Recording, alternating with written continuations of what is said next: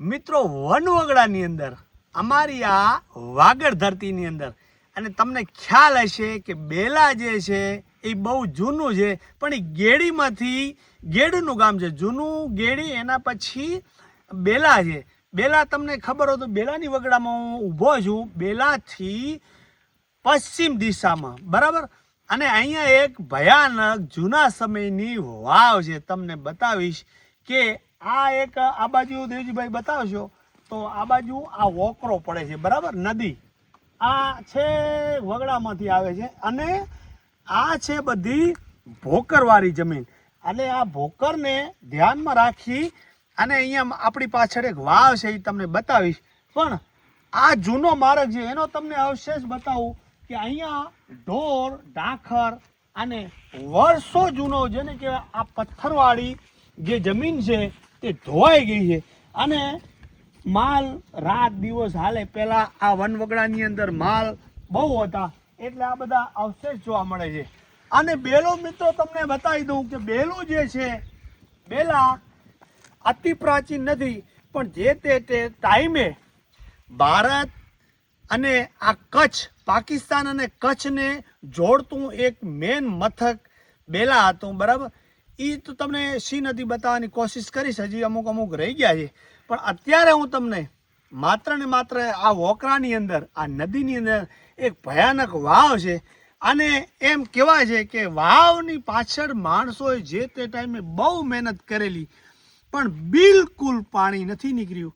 અને માણસોએ કંટાળીને જેને કહેવાય અશબ્દ બોલેલા, એવી બધી આપણે વાતો માણસો જોડેથી સાંભળી. વાવ તમને બતાવીશ અને બીજા પણ શોર્ટ વિડીયોમાં તમને ઘણું બધું બેલામાં બતાવ્યા વગર રહી ગયું છે. જે એક બહાર એક ગઢ છે, ગઢની અંદર જે તે ટાઈમે યુદ્ધ થયેલા છે એના તોપના નિશાન છે એ પણ હું તમને બતાવીશ.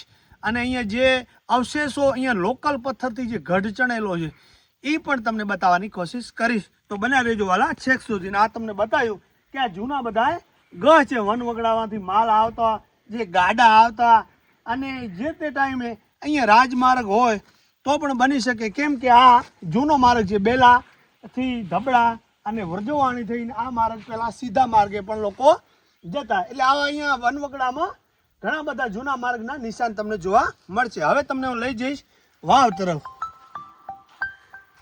તો તમે જોયું કે સામેની દિશામાં પણ આવી રીતે નિશાનો પડ્યા છે. અને આ બાજુ છે વાવ અને આ પડે છે વોકરો અને આ છે ઉત્તર દિશા. ઉત્તર દિશામાં અહીંયા જુઓ તળાવ બંધાઈ ગયું છે, બરાબર. એટલે આવક બંધ થઈ ગઈ છે. પણ માણસોએ એમ જોવા મળ્યું કે ખરેખર અહીંયા કોઈ આવતું નથી. આગલી સાલ આપણે વિડીયો બનાવ્યો પણ બહુ એનો ટાઈમ થઈ ગયો. નવા દર્શકોને શું ખબર કે ભાઈ આ બેલાની ધરોહરની અંદર શું શું પડેલું છે. જોજો કેવી ભયાનક વાવ છે. પહેલાં તમને અંદરથી બતાવી દઉં અને પછી બહારથી બતાવી દઉં.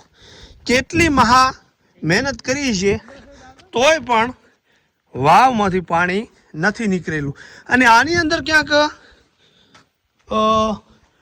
શિલાલેખ કોઈ કે છે ને કોઈ કે નથી. આપણે જોઈશું કાંઈ દેખાશે તો. અને બીજી વસ્તુ પણ તમને એક બતાવું, શાયદ એ વસ્તુ તમને આ વાવમાં ક્યાંક જોવા મળી છે, બરાબર. આવું કાંઈ લાગી રહ્યું છે અને સળંગ પથ્થર જ છે. એટલે ભોકર એટલે પોચો પથ્થર, હાવ પોચો નહીં. જુઓ છો કેટલી વાવ ભયાનક લાગી રહી છે. ઉપરથી નીચે લગભગ 60-70 ફૂટ ઊંડું છે.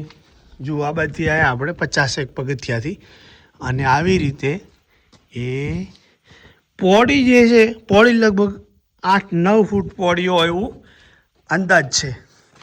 આવી રીતે પગથિયા છે.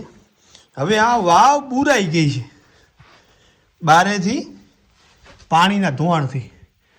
પણ ખરેખર અહીંયા આવીએ એટલે આમ સાલું ભયાનકતા તો જરૂરથી આપણે ફેસ કરીએ છીએ કે સાલા માણસોએ કેટલી મહેનત કરેલી છે પાણી માટે થઈને. મિત્રો આજે આપણે પાણીની કોઈ કદર નથી કરતા ત્યારે આપણે એમ થાય કે પહેલાંના સમયમાં માણસોએ કેટલી મહા મહેનત કરેલી. અહીંયાથી પણ હજી પગથિયા હશે હવે મેં તમને અગાઉ કીધું એ પ્રમાણે કે વાવમાં બહુ મહેનત કરેલી, પણ આટલી બધી વર્ષોની મહેનતની પાણી ના નીકળે તો કેવું ફીલ થાય આપણને. તો આવી રીતે હવે આ જે અવશેષ છે બરાબર, આ અને ઓ જે અવશેષ છે એનો મતલબ એમ થાય મિત્રો, આપણને આવો અંદાજ છે કે આ જે તે ટાઈમે કોઈ ભૂકંપ આવે, ઝટકો આવે તો તે આ વાવનું મોં ભેગું ન થઈ જાય અને વાવ ડરી ન જાય, એને ધ્યાનમાં રાખી અને આ વાવનું બાંધકામ કરેલું છે. હવે તમને છેક સુધી જો ઉપર જુઓ, ઉપર જારાનું ઝાડ છે. ઉપરથી તો સીન લેવાયું નથી કેમ કે ભયાનક સીન આવી રહ્યું છે. જુઓ, અને ઉપર તમને દેખાતું છે મોટી શિલા રાખેલી છે, જોઈ? હા, કેમ કે ઉપરથી પાણી ભરી શકાય. જે તે ટાઈમે તો અહીંયાથી આનું મટીરિયલ બહાર કાઢવા માટે એ રાખી હશે. દેવજીભાઈ, અહીંયા વાવ કને આવવું હોય તો એડ્રેસ શું છે? એડ્રેસ આપણે બેલા ગામથી પશ્ચિમ દિશા તરફ ધબડા બાજુ. હા, બેલા ને ધબડા વચ્ચે. અને દબડા તો ઘણું છેટું થાય, બેલા નજીક થાય. હા, બેલાથી બાર અડધો કિલોમીટર જેવું થાય. હા, અડધો કિલોમીટર. બેલા આપણે રાપર તાલુકા વાળો. હા, રાપર રાપર અહીંયા કેટલું થાય આશરે? બેલાથી 50 કિલોમીટર. અને આ રોડ ક્યાં ક્યાં જાય? તમારે બારે આ બાજુ જાય, મોવાણા જાય, મોવાણા થઈ અને આ બાજુ ધબડા થઈને ધોરાવીરા, બાલાહાર થઈ, અને અહીંયાથી જવાય ખડી Dholavira, white run Khavda road. હા, તો આવી રીતે આ ભાઈ વાવ આવી લાગી રહી છે.